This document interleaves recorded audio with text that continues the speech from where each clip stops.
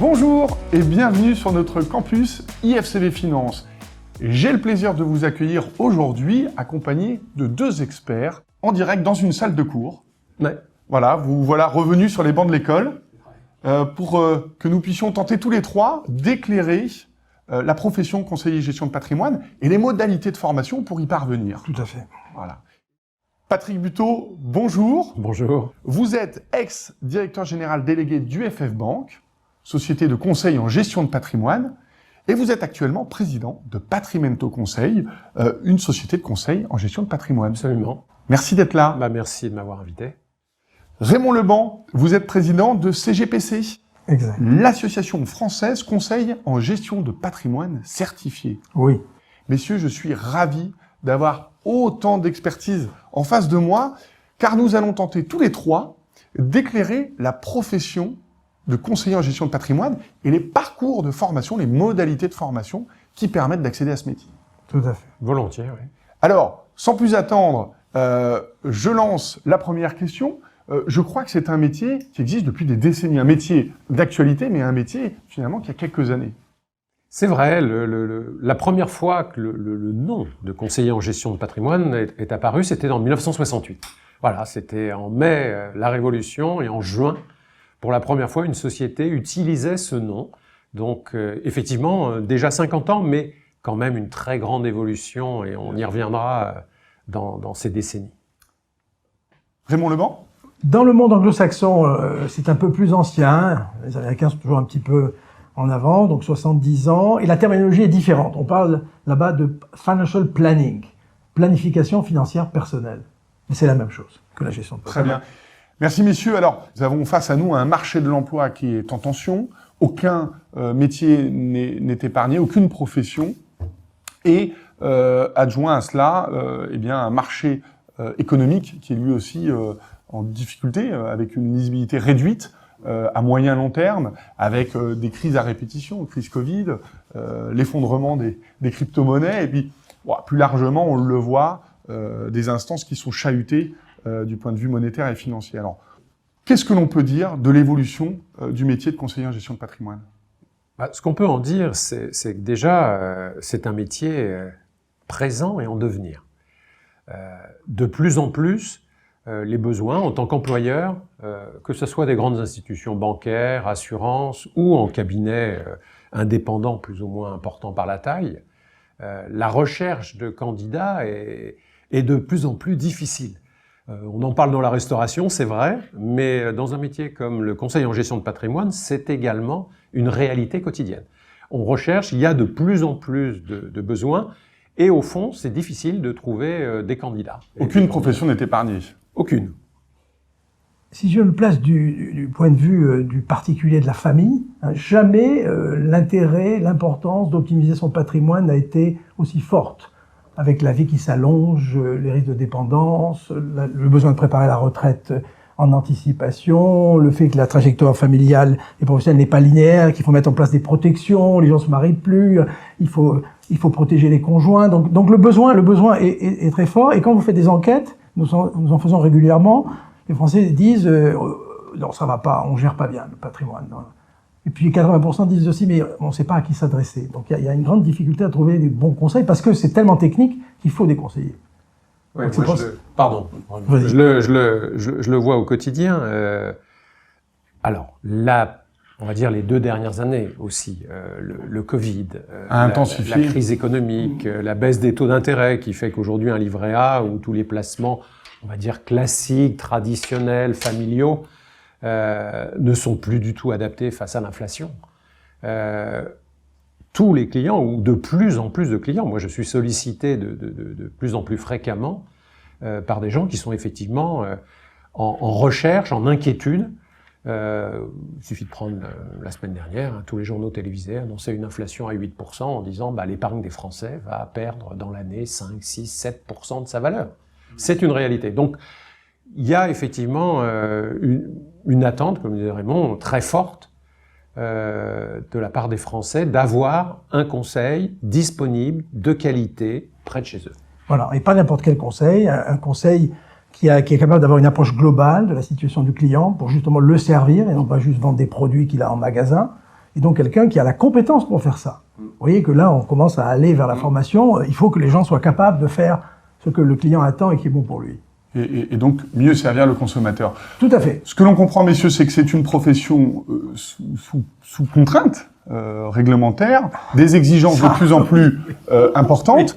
Alors, la question apparaît, quel est le bon parcours de formation pour être en capacité d'avoir la bonne compétence et de délivrer le bon conseil, hein. Est-ce qu'on est aujourd'hui plutôt centré sur un parcours universitaire ou par le biais de l'alternance comme cela peut être proposé? Aujourd'hui, quelle lecture avez-vous des modalités de formation? Alors, moi, j'ai été l'employeur à tout titre et je suis aussi des deux côtés de la barrière. Ce qui est très clair, c'est que c'est un métier qui nécessite beaucoup de compétences, d'acquisition de compétences. Donc il n'y a pas on va pas dire il y a un seul parcours, mais la réalité montre qu'en fait il faut être capable à la fois d'acquérir des compétences qui sont très larges en termes de connaissances techniques et en même temps d'être capable dans une mise en pratique de délivrer à un client un conseil, un véritable conseil, mais aussi un conseil simple, accessible et être capable, au final, de faire une proposition qui corresponde aux attentes et aux besoins du client.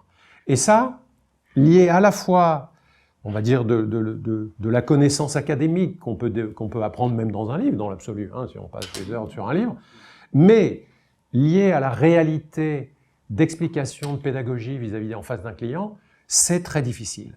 Et le domaine étant si vaste que, alors en tant qu'employeur, là c'est l'expérience, c'est effectivement souvent, voire très souvent, pour pas dire toujours, le parcours en alternance qui est le meilleur. Parce qu'il allie les deux à la fois, la capacité d'apprendre des bases techniques, et ça on ne peut pas y échapper, la fiscalité, les produits, je dirais, il y a énormément de choses à maîtriser, le domaine juridique, mais ça, Raymond en parlera beaucoup mieux que moi, et puis aussi toute la partie pratique. Donc oui, l'alternance n'est peut-être pas la seule voie, mais d'expérience, 30 ans d'expérience, c'est la meilleure, très clairement. Voilà. Merci Patrick Buteau. Tout à fait. Ça n'est pas la seule, comme dit Patrick. On peut commencer par faire une formation universitaire sur des savoirs, centrée sur des savoirs, et puis après, finalement, apprendre le métier. C'est d'ailleurs l'entreprise qui l'apprend. C'est une voie. Oui. Nous ne disons pas que cette voie n'est pas possible. Non. La voie de l'alternance permet, en mélangeant les deux, d'avoir des jeunes diplômés qui vont être opérationnels, qui vont être capables de faire le métier. Ils seront juniors, bien sûr, mais ils seront capables de le faire.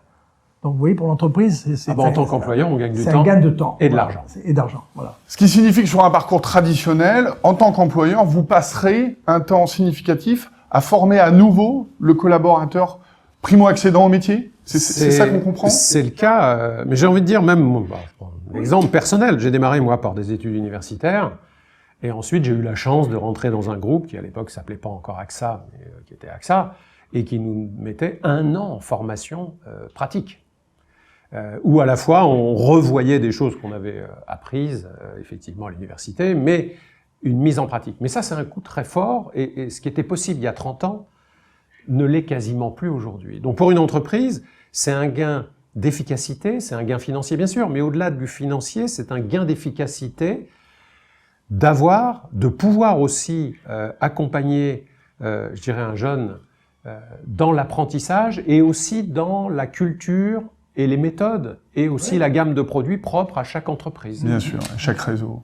Et quand ils sont dans l'alternance, ils se forment, mais ils apprennent à se comporter aussi. Ils sont dans l'entreprise, et donc la formation par alternance, elle n'a pas seulement un apport de savoir, elle modèle les comportements. Et d'ailleurs, voilà, l'IFCV, par exemple, accorde de l'importance à ça. C'est important pendant la formation qu'ils soient justement différents de ce qu'ils seraient s'ils étaient à l'université, juste sur les bancs de la fac, pour apprendre des choses. Ils sont déjà dans l'antichambre du métier. Bien sûr. Ils font partie de l'entreprise. Et ils font d'ailleurs partie de l'entreprise. Bien sûr. Et la parfaite traduction de la compétence. C'est du luxe. On a la chance de pouvoir faire ça. Les Allemands l'ont toujours fait. Nous, on le faisait pas. On le faisait pour la médecine, finalement, seulement. C'était les seules personnes qu'on formait. Là, on le fait pour d'autres professions. Il faut saisir cette chance. Merci pour ces premiers éclairages. Et effectivement, la compétence qui n'est autre que la connaissance appliquée Oui. Donc qui fait la part belle effectivement à l'alternance au dispositif. Et d'ailleurs, dispositif qui est largement plébiscité à la fois par le gouvernement, les différentes instances de l'emploi et Les bien sûr, entreprises. et c'est de mettre le paquet là-dessus pour permettre à celles et ceux qui veulent préparer ce métier, et bien d'autres d'ailleurs, d'être employables à l'issue de leur parcours de formation. C'est ça qu'on retiendra. Alors, une question de Tarod, quel est le profil visé? Y a-t-il une description du profil idéal pour réaliser ce métier? Nous, à SGPS, on dit qu'il n'y a pas de profil idéal. Nous certifions des professionnels, quel que soit leur mode d'activité. Ils peuvent être des conseillers salariés dans des grandes entreprises. Patrick pourra en parler. Il peut être aussi des indépendants. Ils peuvent être dans des cabinets. Les formes d'activité sont multiples. Elles sont différentes l'une de l'autre. Ça dépend des aspirations des gens. Mais C'est pour exactement nous, ça. tout est bon. Tout est bon. Et je dirais, en fait, la chance qui est offerte à des jeunes dans ce métier-là, c'est aussi de créer son propre parcours. Comme le dit Raymond, on peut avoir, j'en suis aussi l'exemple, où j'ai été dans des grands groupes indépendants et alterner les activités, on peut le faire. Le profil type, je dirais, il n'y en a pas, comme dit Raymond, mais ce qu'il faut, c'est une envie de relationnel, de contact, le plaisir d'accompagner dans le temps, dans la durée, des clients. C'est un métier magnifique. Hein. Moi, quand je l'ai démarré, il n'existait pas. Mais c'est un métier où, en fait, on va accompagner, on va être le docteur, entre guillemets, financier d'une famille, de personnes, dans le temps, sachant que les besoins changent, les solutions changent, le monde change. Et donc, c'est des métiers de fidélité vis-à-vis des clients, de conseil, dans un univers. Alors, il faut l'apprécier, mais si on aime, je dirais, le patrimoine au sens large, que ce soit l'immobilier, que ce soit la banque, que ce soit l'assurance, que ce soit tous les produits financiers, quels que soient les canaux de distribution, c'est très large. C'est très large. Et du coup, chacun, réellement, s'il a envie, c'est une formidable opportunité pour les jeunes. Et pourquoi c'est si large? Parce que, comme le dit la devise dans le monde anglo-saxon, client first. C'est-à-dire, c'est le client qui est devant, first, et dont on regarde les besoins, la situation et les besoins. Et donc, on va construire des solutions pour lui. Donc, forcément, il faut avoir une palette très large. On ne peut pas vendre de la défiscalisation, on ne peut pas vendre un truc. On regarde le client, on essaie de le satisfaire.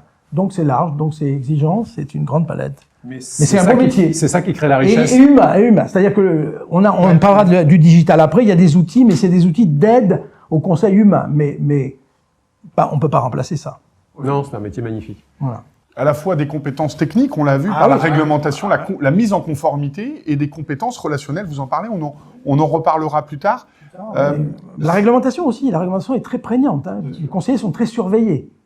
Hein, parce que en finance, les réputations, c'est ça, il faut faire attention. Oui, puis c'est un métier, c'est une activité qui, si elle n'est pas contrôlée, si elle n'est pas accompagnée en termes de compétences, peut amener au pire des mauvais conseils, et au pire du pire, on a tous connu de ci, de là, des escroqueries, des tentatives de fraude. Alors c'est pas le seul secteur d'activité qui est en vie, et je trouve que c'est une très bonne chose que, au fond, ce métier soit encadré.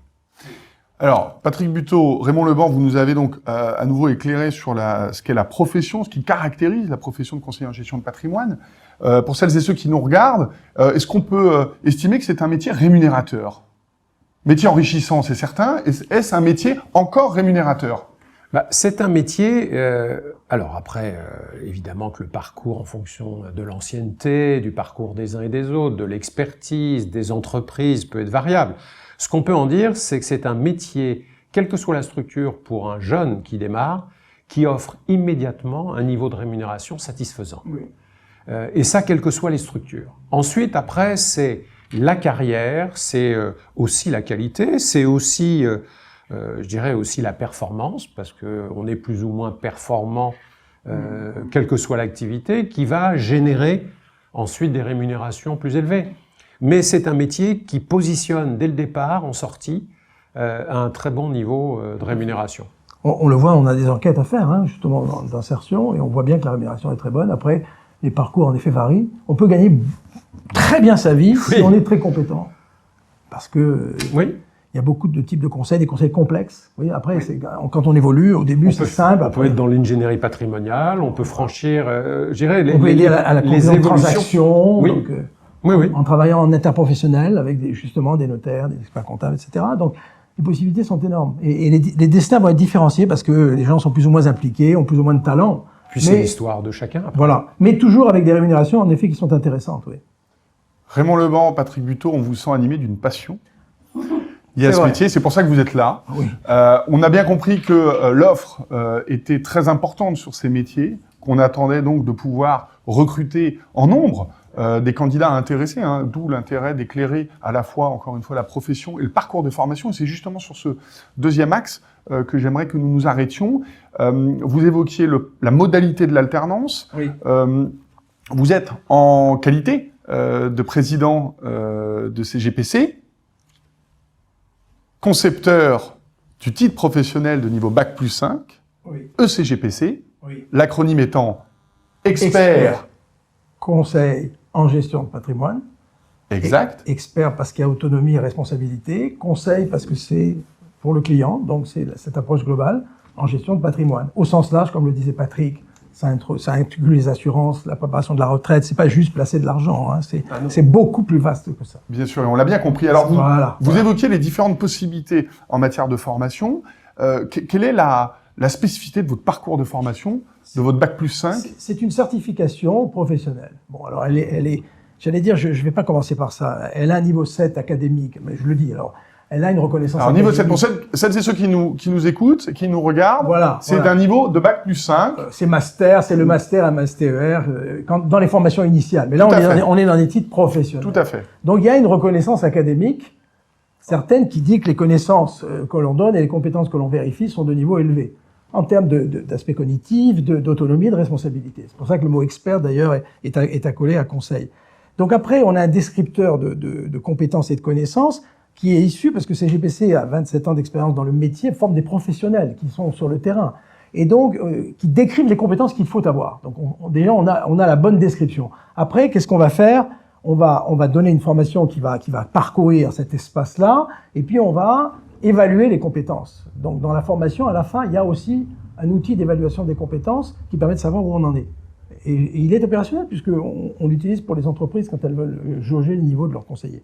Donc voilà ce qu'elle apporte, la certification des compétences. Après, elle apporte une éthique. Hein. Un certifié, ça s'engage à agir selon une certaine éthique professionnelle. Je crois que Patrick sera très sensible à ça. Il va après une éthique, c'est-à-dire l'intérêt du client en premier. Et donc on fait pas n'importe quoi. Hein. Donc et tu crois que peut-être avec ton expérience, oui, ça ne va pas de soi. Non, c'est vrai que toutes les entreprises, qu'on l'exerce, comme on le disait, au sein d'une entreprise, et c'est l'entreprise qui est responsable du bon conseil et de vérifier que chacun de ses collaborateurs est suffisamment compétent et éthique pour offrir le bon conseil, jusqu'aux indépendants qui font partie de chambres professionnelles, Tout à fait. avec un contrôle aussi qui est exercé, légitime, sur le niveau de qualité et de compétences annuelles. On en reviendra peut-être, mais la formation, au-delà de la formation initiale, la formation annuelle est très lourde pour l'ensemble des professionnels. Qui se répète d'année en année ? Oui, d'année en année. Oui. D'année en année, vous avez, pour faire simple, environ 40 à 45 heures de formation continue à réaliser, et obligatoire et contrôlée. C'est normal parce que le monde change, parce que l'économie change, parce que les produits changent, évoluent, et vérifier ça. C'est une mise à jour, pour ainsi dire. Mise à jour, actualisation des et vous connaissances avez et des compétences. aussi les chambres professionnelles vérifient, comme les entreprises vérifient que l'ensemble de leurs collaborateurs, indépendants ou salariés, ont bien une démarche éthique et de qualité vis-à-vis des clients. Voilà. Alors, et le certifié s'engage tous les ans à dire je vais me conduire comme ça ici, hein, donc c'est important. Alors après, la certification, elle permet aussi, cette profession est très réglementée. Hein. Si vous faites des conseils en investissement financier, vous devez être si vous vendez des assurances, vous devez être courtier en assurance. Si vous faites du crédit immobilier, il faut être opérateur. Alors quelles sont les habilitations ? Il y a quatre types d'activités réglementées. D'accord. Investissement financier, assurance, crédit immobilier et transactions immobilières. Et votre titre professionnel répond ? C'est-à-dire tout ça, il faut des examens pour entrer, et le titre permet d'entrer dans les quatre. Oui. D'accord. Ça, c'est l'intérêt. C'est le deuxième intérêt de ce titre certifié. Pour celles et ceux qui nous écoutent et nous regardent, c'est je passe mon parcours de formation via le CGP, ECGPC, oui. et j'obtiens l'ensemble des habilitations. Je veux m'installer, je peux. Sur l'ensemble, et c'est ça qui est très important, parce que très souvent, Et c'est normal, l'histoire, voilà, les groupes auxquels j'ai participé étaient soit plutôt de couleur assurance, soit bancaire, soit immobilier. Et au départ, chacun démarre légitimement, parce qu'il faut bien démarrer aussi, sur son secteur d'activité. Mais ensuite, c'est beaucoup de travail pour acquérir l'ensemble des habilitations. Là, effectivement, ce qui est remarquable, c'est qu'à l'issue du parcours, les certifiés peuvent exercer sur l'ensemble des domaines d'activité. Même s'ils ne le font pas tout de suite. Alors, justement, est-ce que c'est une fausse croyance de penser qu'on peut exercer le métier en conseiller de gestion de patrimoine à l'issue d'un parcours de formation tel qu'on le décrit? Ou est-ce qu'en réalité, il faut du temps pour que les choses se fassent? Alors, vas-y, c'est les deux. Si vous êtes dans un parcours d'alternance, à l'issue des 2 années, vous ne maîtriserez pas encore l'ensemble des éléments. Mais vous aurez déjà les bases suffisantes, nécessaires pour réaliser des entretiens de qualité et proposer l'ensemble des offres qui correspondent aux clients que vous rencontrez.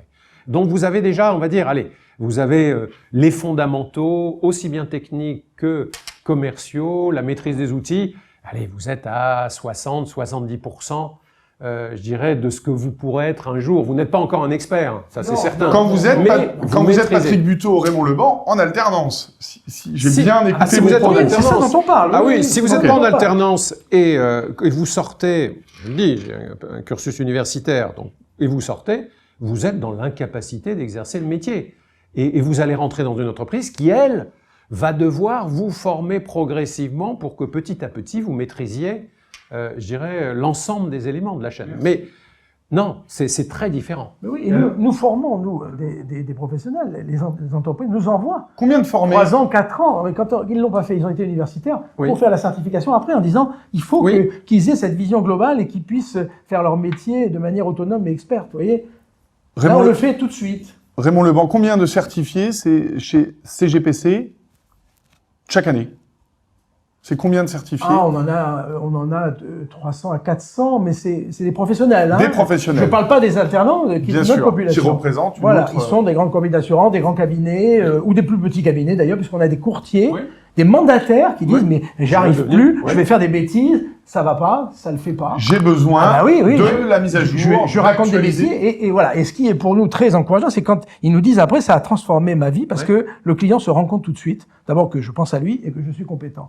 Donc c'est assez profond, hein, comme voilà. Raymond Leban, vous nous disiez avant de démarrer ce plateau que vous avez une spécificité, parce qu'évidemment dans l'écosystème des formations professionnelles, la destination des alternants et ou des professionnels, il existe plusieurs Bac+5 en gestion de patrimoine. Le vôtre revêt d'une particularité, une singularité, c'est une connotation internationale. Vous pouvez nous parler de ça ? Juste avant, on en a parlé. Il est issu de conception d'un travail auprès des professionnels du métier. Donc il est très opérationnel déjà. Hein, même s'il n'ignore pas du tout les théories, les arrêts, voilà, on peut aller aussi loin qu'il le faut. Mais on part de la profession pour aller vers la théorie. On n'énonce pas la théorie pour après faire des applications. C'est pas théorie, application, hypothèse déductive, c'est on part des pratiques et on remonte. Ça, c'est le premier point, ce qui est très important.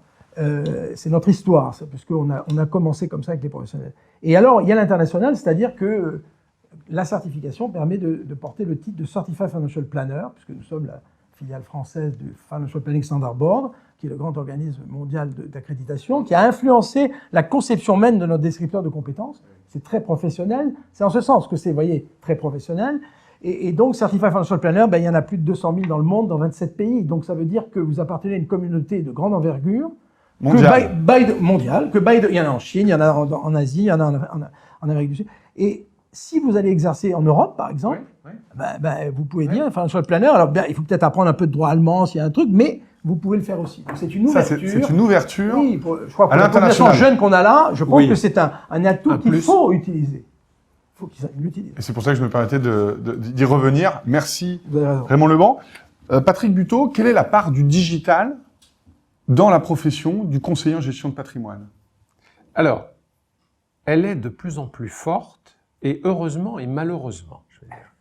Elle est heureusement parce que la réglementation s'étant énormément complexifiée, on a besoin d'être accompagné aussi pour suivre le parcours des clients. Vous savez, c'est toute une démarche. Vous avez des documents d'entrée en relation, de présentation, de rapport de conseil, de proposition. Donc, il y a tout un parcours réglementaire qu'il faut respecter. Et donc, ça, c'est d'une grande aide. Par contre, en même temps, c'est un risque. C'est-à-dire que trop... Moi, j'ai rencontré dans nos équipes, et on combattait ça, le fait que l'informatique prenne le pas sur la relation, sur l'humain. Et oui, n'oublions pas de dire que c'est un métier de relation. C'est un métier de relation. Toujours les plateformes. Oui. Les plateformes ont des produits de produits financiers. Mais en fait, voilà, donc maîtriser... En fait, la clé, c'est d'avoir la capacité d'utiliser avec souplesse et agilité les outils dans le cadre d'un entretien qui reste un entretien relationnel au service des clients. Au service de l'excellence relationnelle. Oui. Et ça, c'est un vrai enjeu. Merci Patrick Buteau. Raymond Lebon. Je vais rebondir sur Patrick, c'est facile, hein, il est tellement pertinent. Donc, le digital, il sert pour la réglementation, en effet. Patrick parlait on a besoin d'un document d'entrée en relation, il faut déclarer une déclaration d'adéquation qui dit que le conseil est conforme à la situation, aux objectifs. Donc, par exemple, on a des modules dans lesquels on leur rappelle la réglementation, on leur donne des modèles de documents, et après, ils utiliseront le digital pour s'en servir, parce que c'est ça qui donne la fiabilité. Et puis, il y a une deuxième fonction du digital qui est l'aide au conseil. Alors, c'est plus compliqué, ça, c'est l'aide au conseil. Mais c'est une béquille, ça ne remplace pas le conseil. Et donc là, on les entraîne aussi à faire un bilan patrimonial un peu plus rapidement et en n'oubliant rien. C'est ça l'outil du digital. Il va être obligé. L'aide au conseil, vous avez des logiciels qui vous rappellent des choses que vous pourriez oublier. Vous voyez, parce que voilà. Donc c'est ça qu'on va faire, mais ça n'est pas le cœur de la formation. Oui. Alors vous évoquiez. Merci de cet éclairage. C'est pas de l'informatique. Hein. Raymond Lebon qui tend une perche pour Patrick Buteau, qui se dira, j'en suis certain. Puisque, je ne l'ai pas dit, vous êtes également professeur émérite chez IFCV Finance. Et alors, quelle est la modalité d'approche pour rendre employables les alternants qui seront les conseillers en gestion de patrimoine demain? Eh ben là, je rebondis sur Raymond. C'est ça. Les outils sont des outils qui aident, qui accompagnent. Et en fait, ce que l'on pratique, c'est des jeux de rôle, les techniques de communication pour s'approprier ces outils, mais d'une manière très légère, très fluide.